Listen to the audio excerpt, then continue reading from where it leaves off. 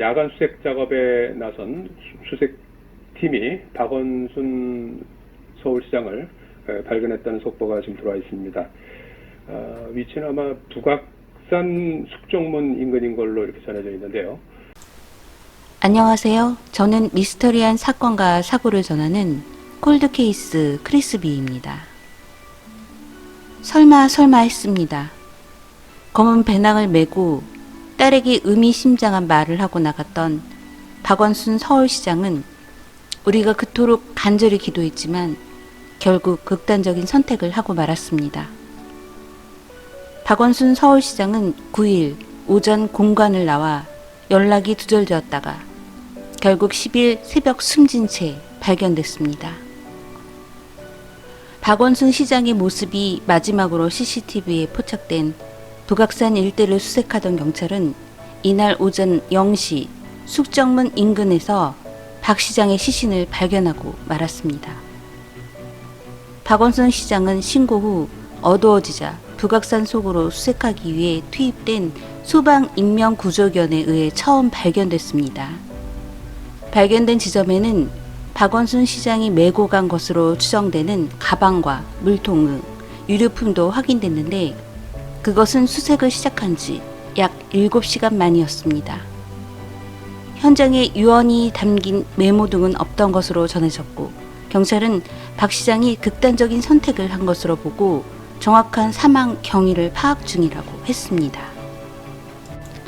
박 시장은 9일 오전 10시 44분 서울 종로구 가회동에 있는 시장 공간을 나섰습니다. 이후 딸이 박 시장과 연락이 되지 않자 오후 5시 17분쯤 112에 전화를 걸어 4-5시간 전에 아버지가 유언 같은 이상한 말을 남기고 집을 나갔는데 지금 전화기가 꺼져 있어요. 라고 신고를 했습니다.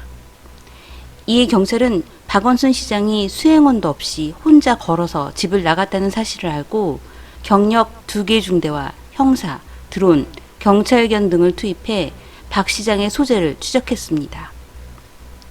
박 시장의 휴대전화 신호는 성북구 길상사 인근에서 마지막으로 확인이 됐고 전원이 꺼지고 말았습니다.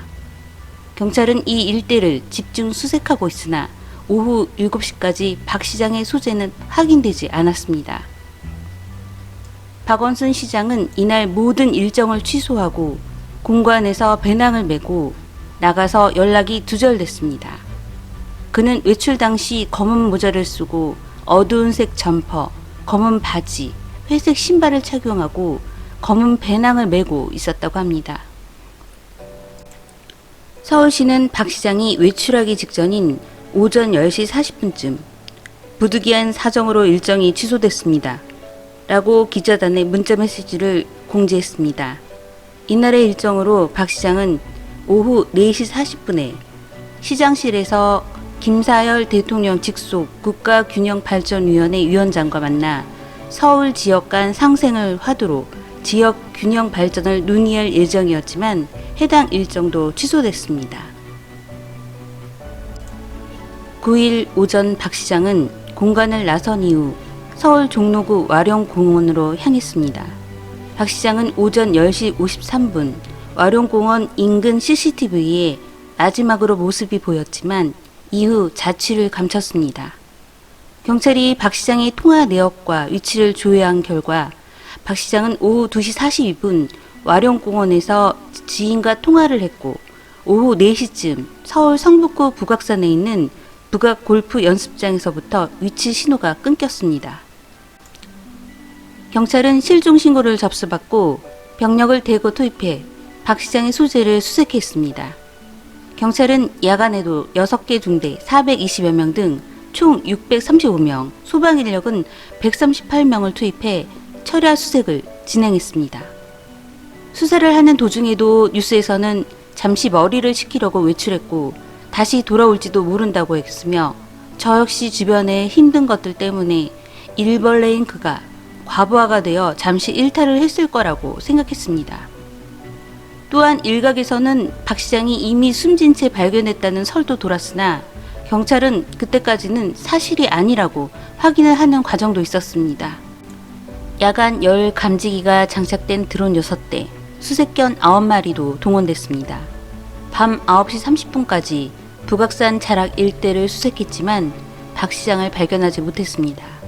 이후 경찰 등은 밤 10시 30분부터 2차 수색을 벌이던 중에 결국 소방구조견에 의해 박원순 시장의 시신을 발견했습니다. 박원순 시장은 왜 극단적 선택을 해야만 했을까요? 박 시장은 최근 비서로부터 지속적인 성추행 혐의로 고소당한 것으로 알려졌습니다. 박 시장의 비서 A씨는 전날 변호사와 함께 경찰을 찾아 박 시장을 성추행 혐의로 고소하고 고소인 조사를 받은 것으로 전해졌습니다. A씨는 경찰의 비서 일을 시작한 2017년 이후 박원순 시장에게 지속적으로 성추행이 이어졌다고 진술한 것으로 알려졌습니다. 박 시장이 휴대전화, 텔레그램 등을 이용해 자신에게 보낸 개인적인 사진과 대화 내용을 경찰의 증거로 제출했다고 합니다. 극단적인 선택의 이유가 이 미투 사건 때문인지는 아직 모른다고 합니다.